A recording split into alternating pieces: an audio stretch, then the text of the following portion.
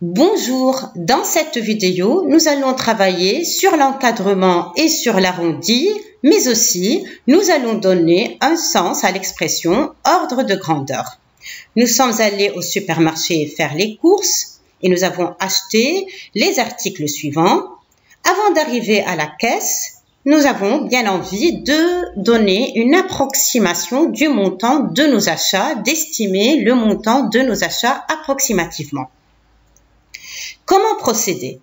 En observant les prix, on voit bien que les prix sont de l'ordre des unités d'euros. 8,09 € signifie qu'on est dans les unités d'euros, pas dans les dizaines ou les centaines d'euros. À part pour la viande, tous les prix sont dans les unités d'euros. Donc, il serait judicieux d'arrondir tous ces prix à l'unité. Commençons par les légumes. 8,09 centimes est compris entre 8 € et 9 €. Pour trouver l'arrondi, il faut voir parmi 8 et 9, lequel de ces deux prix il est le plus proche de 8,09. Entre 8 et 9, le nombre qui se trouve juste au milieu est 8,5. 8,09 est inférieur à 8,5. Cela veut dire que 8,09 est plus proche de 8 que de 9. On va alors dire que les légumes nous ont coûté approximativement 8 €. Qu'en est-il du poisson?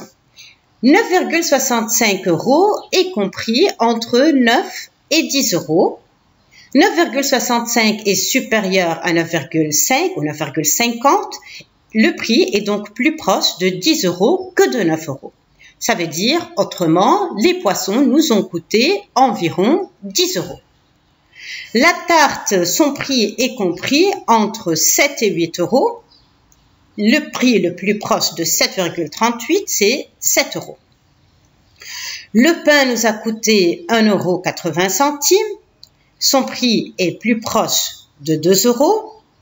La viande a coûté 16,19 €. Ce prix, il est compris entre 16 et 17. Il est inférieur à 16,50 €. Il est donc plus proche de 16 €. Et enfin, la lessive, son prix est compris entre 9 et 10 €. 9,93 est bien évidemment plus proche de 10 € que de 9 €. Alors, pour estimer rapidement le montant de nos achats, nous n'avons qu'à ajouter ces arrondis, ces nombres qu'on a dans les cercles rouges, 8, 10, 7 et 2, 16 et 10. On peut bien sûr faire un calcul astucieux. Le 8 avec le 2, ça fait 10. Avec les deux autres 10, ça fait déjà 30 €. 30 et 16, ça fait 46 €. À plus 7, ça fait environ 53 €. On peut donc dire que le montant de nos achats s'élève environ à 53 €.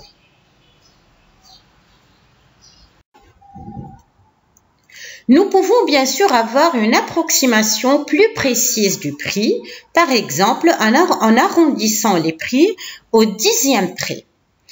Le prix des légumes, il est de 8,09 €. Il est compris entre 8 € et 8,10 €. Il est plus proche de 8,10 € que de 8 €. Le prix des poissons, il est entre 9,60 € et 9,70 €. Il est juste au milieu. On peut choisir l'une ou l'autre des deux valeurs qui encadrent 9,65 €. On choisit par exemple 9,70 €. Le prix de la tarte, il est entre 7,30 € et 7,40 €. Il est plus proche de 7,40 € puisqu'il est supérieur à 7,35 €. Le prix du pain, il est déjà arrondi au dixième, on le prend tel qu'il est. Le prix de la viande, 16,19 €, il est compris entre 16,10 € et 16,20 € et il est plus proche de 16,20 €. Et enfin, le prix de la lessive, il est entre 9,90 € et 10 €. Cette fois, il est plus proche de 9,90 € puisque 9,93 € est inférieur à 9,95 €. On doit maintenant ajouter les prix qui sont entourés. On remarque bien que le calcul ici, il va nous prendre un peu plus de temps que tout à l'heure. c'est normal. Si on veut gagner en précision et avoir un résultat plus proche de la valeur exacte, eh bien, ça va nous prendre un peu plus de temps. En ajoutant tous ces nombres qui sont entourés, nous allons obtenir 53,10 €. Ce n'est pas un résultat qui est loin du résultat obtenu tout à l'heure qui était 53 €. Et donc, dans ce cas, il était plus judicieux d'arrondir à l'unité près plutôt qu'au dixième près, puisque ça nous a permis d'obtenir un résultat proche de la valeur exacte, tout en effectuant un calcul plus simple et plus rapide. Poursuivons avec ce deuxième exemple. Sarah est partie travailler 5 ans à Paris. Pour son déménagement, elle a acheté une voiture à 10 125 €. On a ici un prix qui est de l'ordre des dizaines de milliers d'euros. Elle a acheté un lit à 1360 €. On est dans l'ordre des milliers d'euros. Elle a acheté un frigo à 778 €. On est dans l'ordre des centaines d'euros. Pareil pour l'imprimante, pareil pour le bureau et pour la chaise. Enfin, elle a acheté un meuble pour la salle de bain à 27 €, des assiettes pour 15 et des serviettes pour 11 €. Ces 3 derniers articles, leurs prix sont de l'ordre des dizaines d'euros.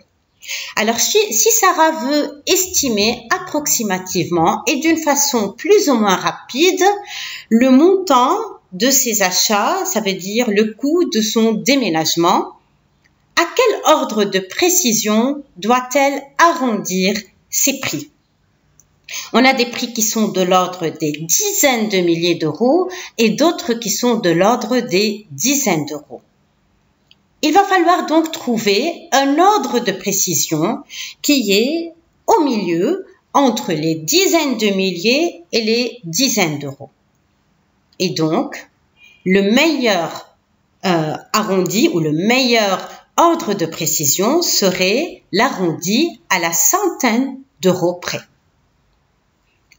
Considérons le prix de la voiture qui est de 10 125 €. Si on veut l'arrondir à la centaine d'euros près, il est compris entre 10 100 et 10 200.